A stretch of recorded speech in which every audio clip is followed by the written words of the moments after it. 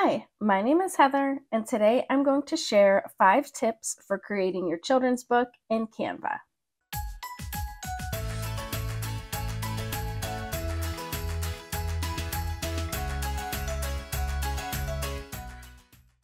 My first tip is about creating spreads.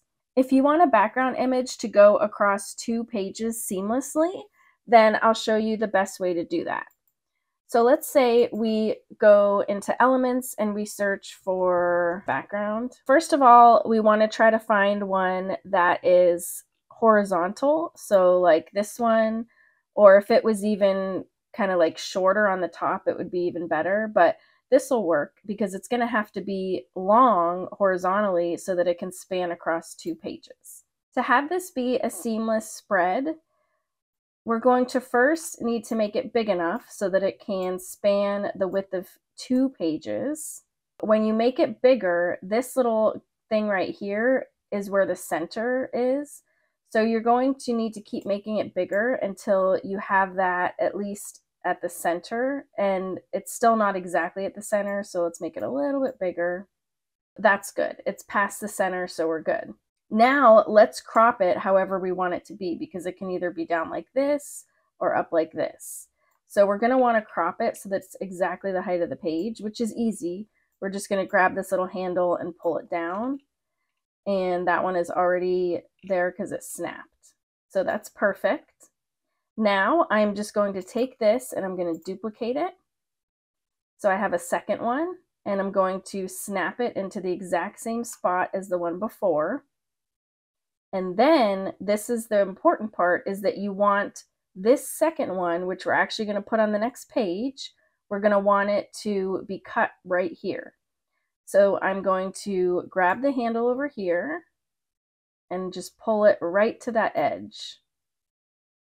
And now I'm going to grab this piece and bring it down to the page underneath it. So now if we just snap this to the left, because that's where we cut it, you want to snap it to the left, not the right. So I'm snapping it to the left, and now it's going to make a seamless spread. And you can kind of check it if you go to the grid view and click on that. And then you can see right here where it's cut right where that bush is, and you can see these 2 little pieces right here. So now you have a seamless spread. And just as another little mini tip, which I've said this before in my videos, but in case you haven't seen the other ones, remember your spreads are always going to be an even number on the left and then an odd number on the right. And that's because of the way the books are made.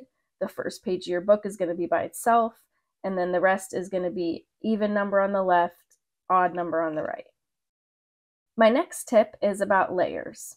When you're moving things around, it might get kind of hard to click on certain things because other things might be in the way. Or another thing is, if you want to select multiple things, but it's just hard to select exactly the things that you want to select, then you can go to Position, Layers, and here you'll see all the layers for all of your elements.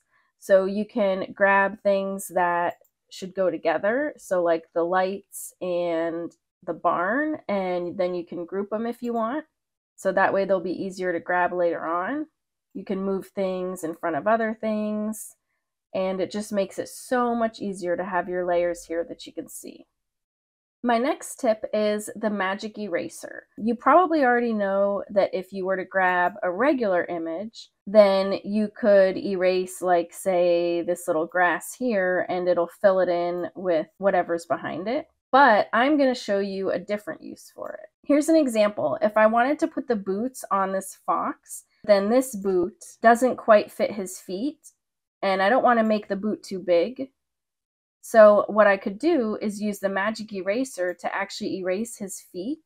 So if it's an image with a transparent background like this, then I can go to Edit Photo, Magic Eraser, and I can just erase any part that I just want it to be gone. So I could erase that foot right there. Now I can put the boot wherever I want it. And now he's wearing boots. My next tip has to do with shadows. If you look at this picture, it looks pretty good, but I feel like there's something missing in it. You can just go to Elements and you can search for shadow. And there are some shadows here that you can use.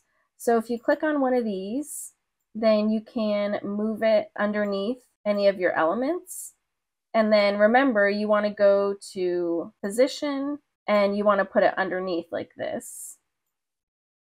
It just gives it so much more dimension, and you can tell that you actually took a lot of time and paid attention to the details in this. Now both of these elements have little shadows under them, and I think it just looks so much better. Here's a couple tips for the shadows. If your shadows ever look too dark, you can always lighten them by going up to the transparency and just bringing it down a little bit. Sometimes they will look way too intense, and you want to make sure you pay attention to that, because if your shadow looks super dark, then it's just going to look weird. Another tip is make sure that your shadow is going underneath your whole object. So like for this shadow, I made it come out a little bit because the barrel comes out that little bit. And then I have this shadow all the way over here, wider than the barrel and coming all the way out because his tail comes down like this.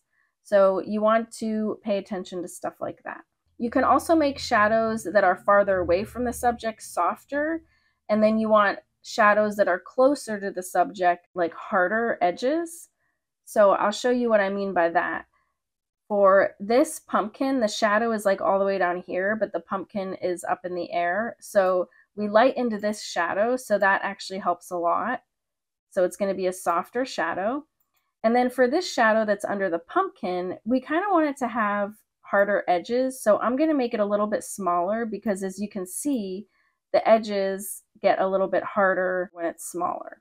So you could make it smaller, or you could also find a different shadow if you wanted to. But say we were working with the same one, then you could go like this, and then I could even like duplicate it so that we have it go all the way under him.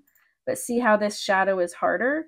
But also, if you notice, it kind of looks like he's floating off the ground a little bit. So you want the shadow to be a lot closer to him and you don't see as much of the shadow.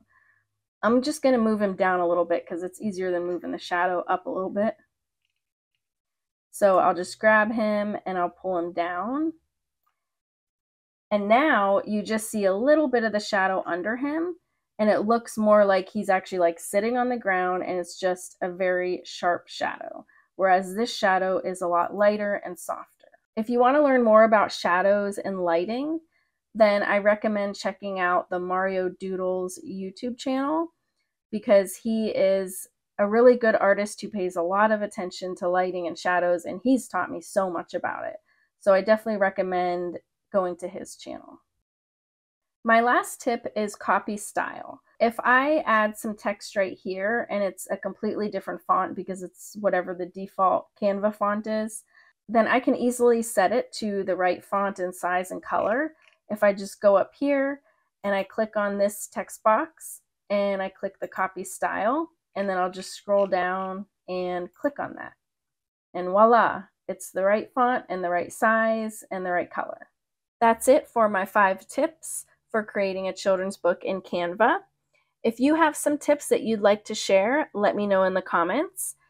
Also, check out my Creativity Club on Facebook where we can share tips with each other. If you have any questions, let me know in the comments, or as always, you can email me at heather@heathercash.com.